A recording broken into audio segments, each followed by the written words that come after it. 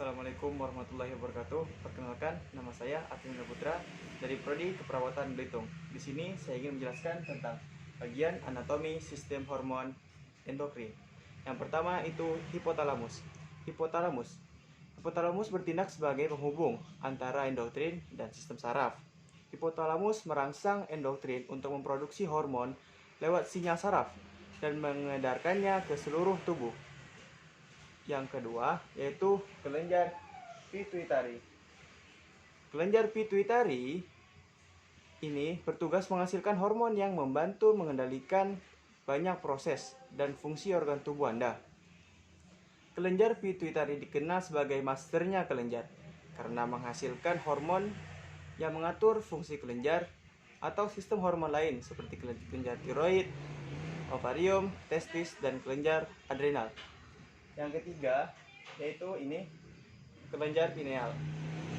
Kelenjar pineal adalah kelenjar di dalam otak yang berfungsi menghasilkan hormon melatonin.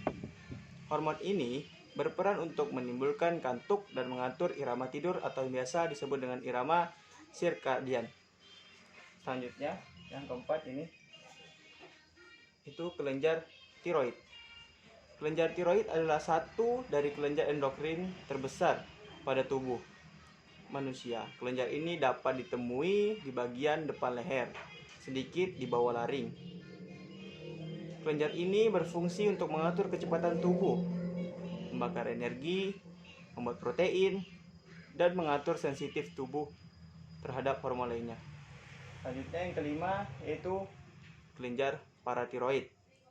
Kelenjar paratiroid mengatur pelepasan kalsium dari tulang ke aliran darah, mengendalikan penyerapan kalsium dari makanan atau minuman pada saluran pencernaan, merangsang pembentukan vitamin D pada ginjal, meningkatkan penyerapan kalsium di ginjal, dan mencegah ginjal membuang kalsium melalui urin.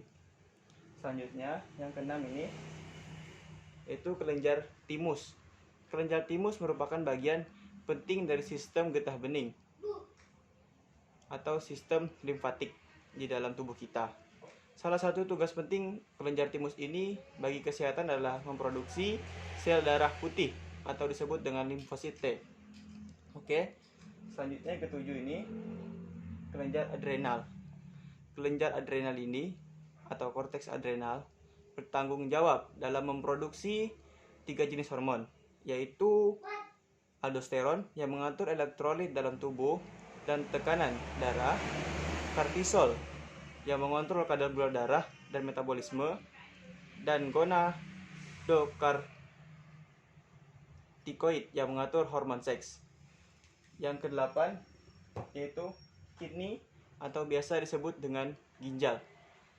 Fungsi ginjal yang pertama adalah untuk menyaring dan membersihkan darah dari zat dan senyawa asing yang masuk ke dalam tubuh kita yang melalui konsumsi makanan dan minuman sehari-hari.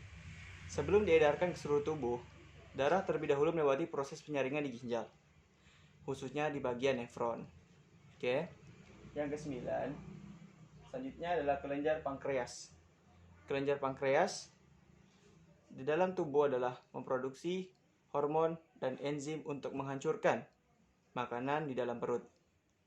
Selanjutnya, indung telur atau biasa disebut dengan ovarium.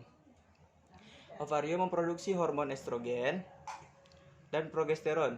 Hormon estrogen sendiri berguna untuk mematangkan seluruh fungsi reproduksi, sedangkan hormon progesteron berperan menyiapkan rahim untuk perkembangan janin dan menyiapkan kelenjar ASI di payudara untuk kebutuhan ASI pada bayi.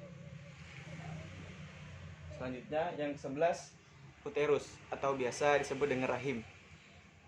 Fungsi utama dari uterus atau rahim ini itu menerima pembuahan ovum yang tertanam ke dalam endometrium dan berasal makanan dari pembuluh darah yang berkembang secara khusus. Dan biasanya uterus itu tempat berkembangnya janin. Oke, yang terakhir yaitu testis. Testis sendiri memiliki fungsi untuk memproduksi sperma dan hormon testosteron. Oke, sekian video penjelasan dari saya. tentang bagian anatomi sistem hormon endokrin. Kurang lebihnya saya mohon maaf. Wabillahi taufiq wal hidayah. Wassalamualaikum warahmatullahi wabarakatuh.